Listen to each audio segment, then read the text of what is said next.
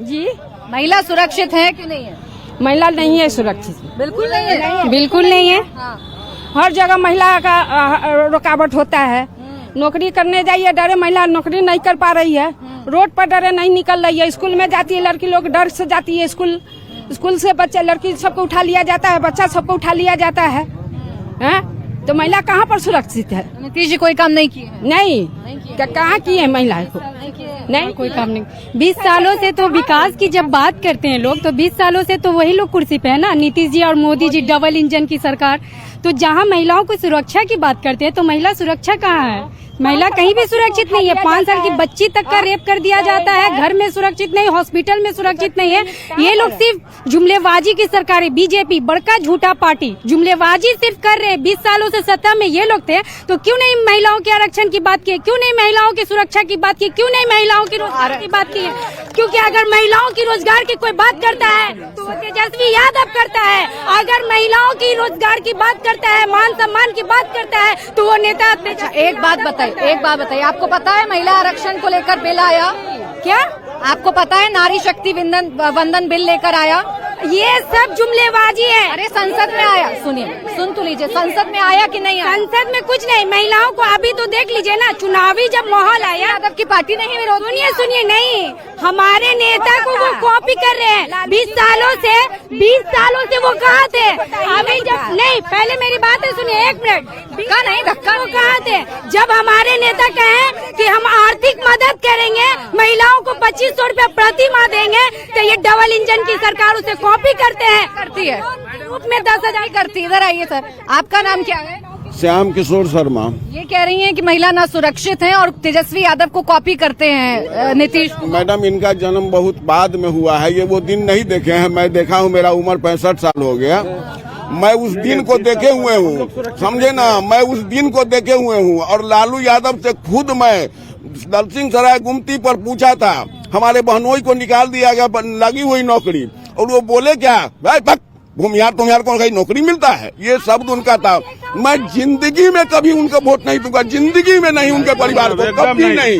भाई ऐसे लोगों को आरजेडी वाले बताइए, ऐसे लोगों को कैसे समझाइएगा जो लोग ये कह रहे हैं कि हम कभी वोट नहीं देंगे आरजेडी को क्योंकि हमारे साथ गुंडागर्दी होती थी। सबसे बड़ी बात है कि हमारे भाई साहब जो है पूर्वाग्रह से ग्रसित हैं।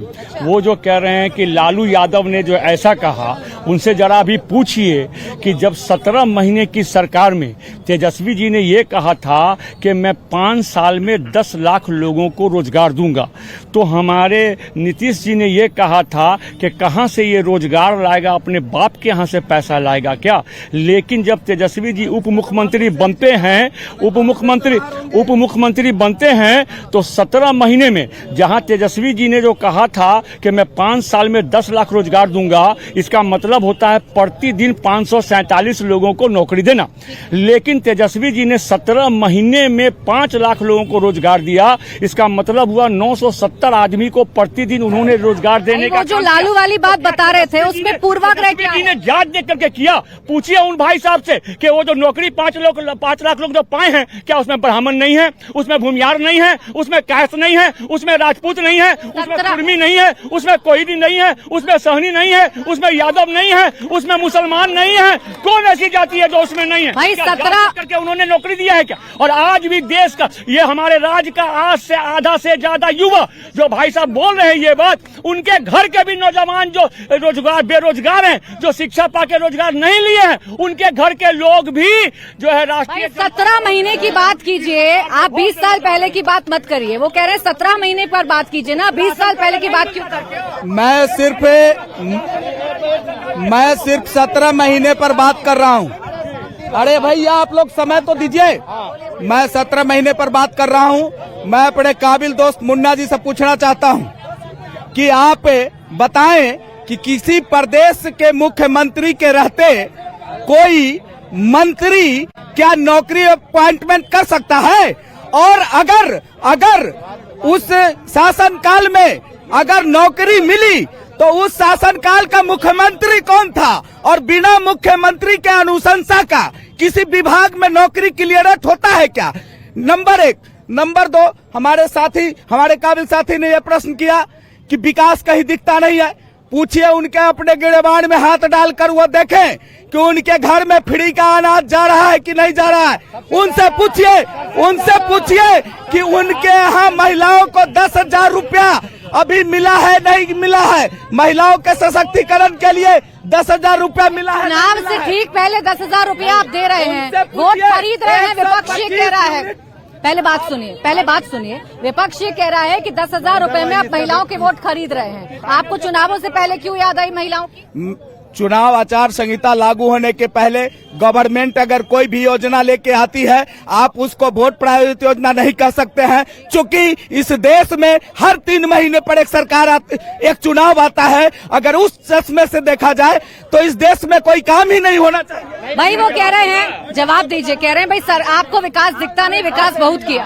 देखिए, ये विकास बना विनाश का मुद्दा है, ये लालटेन युग बना LED का मुद्दा है। ये जो नीतीश जी ने विकास का जो रस चलाया है, आपको दिखता है विकास? विकास दिखता ही नहीं, विकास धरातल पे है। लोग को ये समझ में नहीं आ रहा है कि आप जहाँ खड़े हैं, ये पार्क का जगह है जहाँ पे पानी लगी रहती थी, आधा मनुष्य इसमें डूब जाता था। आज यहाँ पे खड़े होकर के बाहर के चैनल के लोग आ रहे हैं, डिबेट कर रहे हैं। तो शहर सुंदर नहीं हुआ है, इस 15-20 सालों में विकास नहीं हुआ है, तो कैसे परिस्थिति बदली है? आज हर सड़क अच्छी हो गई, हर नाला अच्छा हो गया, हर जगह पे लाइट है, औद्योगिक विकास केंद्र हो गया बेला में, मोतीपुर में। इनको विकास दिख रहा है, चाचा आपको विकास दिखा के नहीं? बहुत विकास। एक बात हमको बता, 20 साल से मैडम, हमको 20 साल से नीतीश का सरकार चल रहा है और 14 साल से भाजपा का सरकार शामिल चल रहा है। मुख्य प्रधानमंत्री ने ऐलान किए थे कि ना खाऊंगा ना खाने दूंगा और हर साल 2 करोड़ रोजगार देंगे। जरा 14 साल में कितने को रोजगार दिए हमको बता दीजिए आप। हमने नहीं, कोई रोजगार नहीं। तेल बिक गया, रेल बिक गया, हवाई जहाज बिक गया। यही तो किया हमारे मोदी जी ने, हमने नहीं। और आज LIC तक बिक गया।